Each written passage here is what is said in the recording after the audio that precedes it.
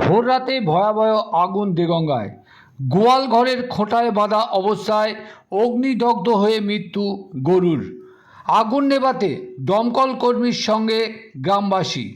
পুড়ে খাক গোয়াল ঘর সংলগ্ন রাহিন মোল্লার বসবাসের ঘর। আংশিক ক্ষতিগ্রস্ত একটি পোলট্রি ফার্ম। মঙ্গলবার ভোর রাতে অগ্নিকাণ্ডের ঘটনাটি ঘটেছে দেগঙ্গার হাদিপুর ঝিগড়া 1 গ্রাম পঞ্চায়েতের পশ্চিম হাদিপুর গ্রামে। আগুনের লেলিহান শিখা গ্রাস করেছিল পেশায় কাঠ ব্যবসায়ীর ঘরে। মেয়েকে নিয়ে কোনো ক্রমে ঘর ছেড়ে প্রাণ বাঁচায় ওই ব্যবসায়ী। ততক্ষণে পুড়ে ভস্মীভূত হয় আনুমানিক 1.5 লক্ষ টাকার গাছ কাটার যন্ত্র।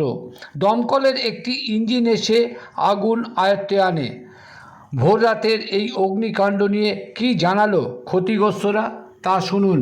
পাশাপাশি দেখুন এভাবে পুড়ে খাক হয়েছে রাহিম মোল্লার আসবাবপত্র। আর দমকলের ইঞ্জিন আগুন নেভাতে প্রাণপণ চেষ্টা করেছে সেই ছবি দেখুন। ঘটনা ঘটেছিল। সব রাত্রিবেলা ঘুমিয়ে পড়েছি, সব ভোরের দিকে উঠে দেখি এখন আগুন জ্বলছে। কিভাবে কি হলো জানি না। কি হলো? সত্যি এই ঘরটা পুড়ে গেল, কি গরুটা ঘটনা? মারা গেল। আপনার নাম কি? আমার নাম আশুরা বিবি।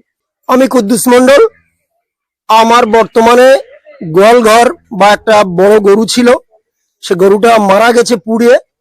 আর পোল্ট্রি ঘর সব পুড়ে গেছে, বা মুড়িও পোল্ট্রি ঘর সব পুড়েনি, মানে কিছুটা পুড়ে গেছে। আর মুরগিও ক্ষয়ক্ষতি হয়েছে। কতটি ঘটনা ঘটেছিল? ঘটনা বলতে আমি রাত্রে ঘুমিয়েছিলাম, ঘুমিয়ে থাকার পরে আমি হঠাৎ ভোরবেলা 4টের দিকে 4টে নাগাদে আমি উঠে দেখি আমার ঘর বাড়ি সব আগুনে জ্বলছে, মানে পুড়ছে। দেখলাম গোলঘর থেকে আগুনটা আমার ঘরে পুরো লেগে পুরো ঘর বাড়ি পুরো পুড়ে তছনছ হয়ে গেছে।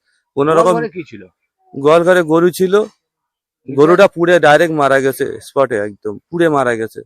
আর আমার ঘরের যন্ত্রপাতি যাবতীয় ইত্যাদি জিনিস, ব্যবসা বাণিজ্য সব জিনিস, টাকা পয়সা সব পুড়ে লয় হয়ে গেছে, ক্ষয় হয়ে গেছে। কি যন্ত্রপাতি পুড়ে গেল? আমার যন্ত্রপাতি, ফার্নিচারের সমস্ত যন্ত্রপাতি, গাছ কাটার সমস্ত যন্ত্রপাতি ছিল। আনুমানিক? আনুমানিক 1.5 লাখ টাকার উপরে জিনিস ছিল। এখন কি চাইছেন? আর আমার মেয়ে, আমরা কোনো রকম মানে বেরিয়ে এসেছি, মানে ঘরের থেকে কোনো রকম থাকতে পারিনি, ওর মধ্যে আগুনের আওতার মধ্যে আর কিছু বের করতে পারিনি, সব পুড়ে ছারখার হয়ে গেছে। কি চাইছেন? এখন আমি সরকার যদি কোনো সাহায্য দেয় সেই জন্য আশায় আছি। যদি দেয় তাহলে আমি আবার ফিরে আসতে পারবো, নইলে এইভাবে শেষ হয়ে যাবো আমি। আগুন নেভানোর জন্য কি করা হলো?